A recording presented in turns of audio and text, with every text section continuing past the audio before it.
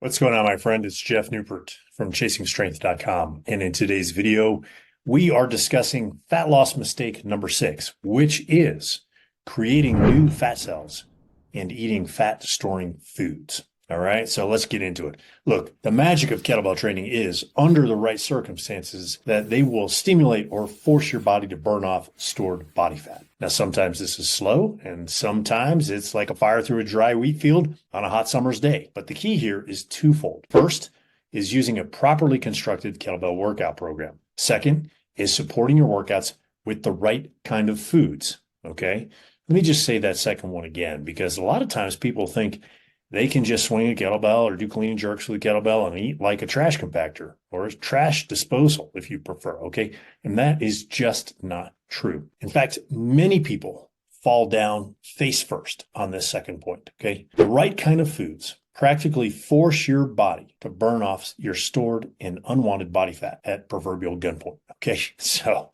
I call this supportive nutrition. It's nutrition or foods, not a diet. Okay, let me say that again.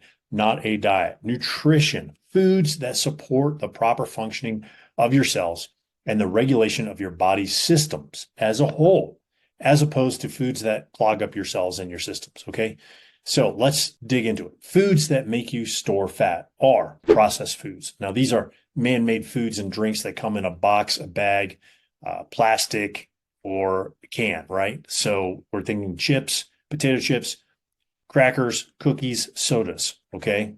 Right. And actually, sodas fall into a category on their own. They're drinks. Okay. So that's another type of food that makes you fat. Sugary drinks.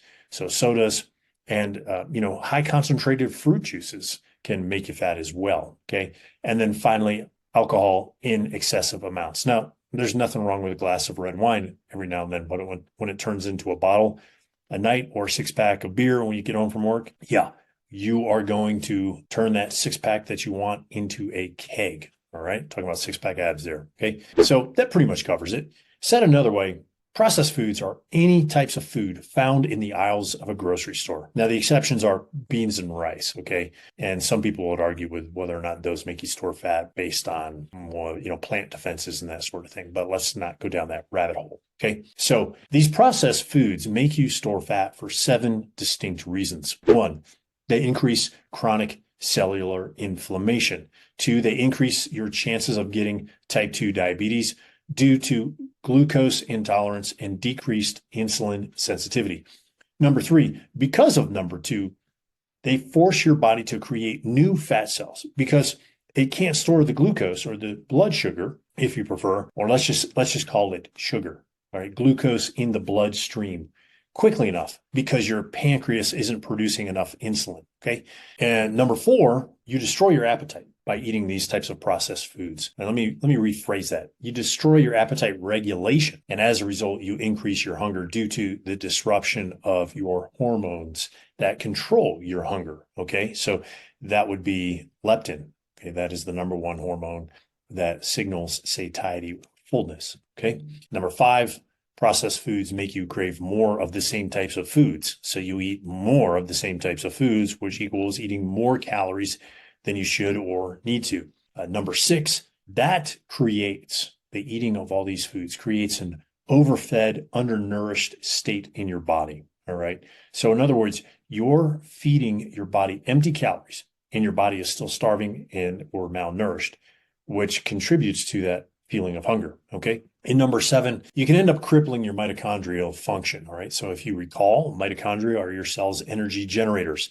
And many times this crippling of mitochondrial function makes you feel chronically tired. Yeah, I guess you could say that those 7 reasons are bad, right? And they're really that bad, even though processed foods taste really, really good. Now, conversely, foods that force your body to burn body fat, and by force, I don't really mean force, okay? It's not like, you're twisting your body's arm, proverbial arm, to burn body fat. It's foods that create an environment inside your body, right? So that you release the right hormones at the right time so that you can use body fat for fuel. That's a better way to say this, okay? There are 4 broad categories. Let's take a quick look at them, okay? Number 1 is protein, and that's lean meats like beef, venison, that sort of thing, okay? Lean cuts of chicken, turkey, fish, eggs, right? Proteins, you get it. You can throw some Greek yogurt in there if you want to, some protein powder. Category number 2 is fruits and berries. Category number 3 is vegetables, particularly cruciferous ones like the leafy green kind. Okay, so in this category, leafy green, cruciferous, we find broccoli, asparagus, cauliflower, spinach, Brussels sprouts, which I absolutely despise. The only way my wife can get me to eat them is if she practically burns them and covers them in some kind of garlic powder. Okay, so basically it just tastes almost like burnt garlic, but I guess that's better than nothing. And then everybody's favorite waste of money, lettuce, peppers, right? Green, red, yellow, orange, eggplant, which also I despise, carrots. You get the idea, right? And then our fourth category are natural starches, potatoes, sweet potatoes, yams, rice, beans, quinoa, that sort of thing. Okay, so what we need to do is cut back on the first group of fat storing foods, our man-made processed foods, and increase the amount of fat burning foods that you eat. Okay, now let me just say as an aside here, at the end of the day, burning fat is really dependent on calories. But as I always say to my private clients, there's a lot of things that can happen between here and the end of the day, okay? So theoretically speaking, you can eat the same amount of calories with processed foods as you can with natural foods, the foods that we just covered, and you won't lose zero body fat eating the processed foods, and you will start to lose body fat slowly eating the non-man-made, the natural foods, okay, the foods that are found in nature.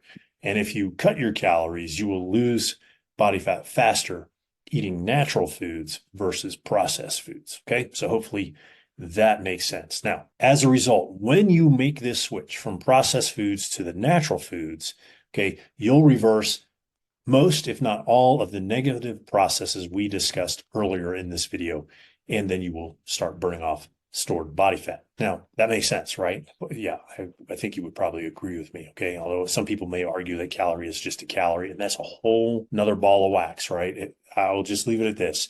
If you're a man and you're watching this, drop your testosterone to 100, right, nanograms per deciliter or deciliter, I can't remember. It's NG/DL, okay? Drop it down to 100 and tell me how easy it is for you to burn body fat, even when you cut your calories. Okay, so go try that, report back. All right, so this begs a question. How do you turn around years, maybe decades of unhealthy or less than healthy fat storing eating on the drop of a hat, right? Or on the turn of a dime? The truth is, and look, I'm just going to tell you right up front, this is where most people get discouraged, they fall down, or they outright quit. The truth is, you don't. It's a process. It takes learning new skills and developing new habits. And depending on who you listen to, it takes 63 days to build a new habit. Okay. So that, takes time. And a lot of people are impatient. They don't want to take that amount of time. So they just, after a week of trying, I tried and it didn't work. It didn't work. Okay.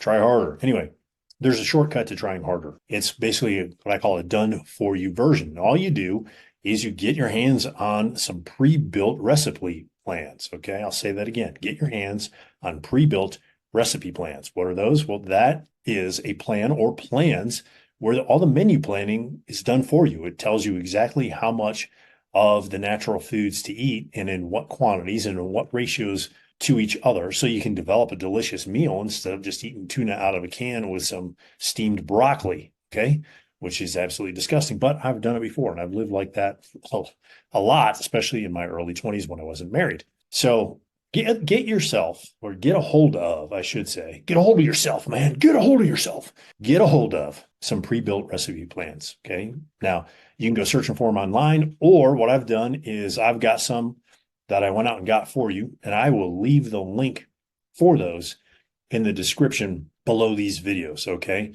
So just go down below these videos. I'm like making multiple videos here. I don't know what's going on here.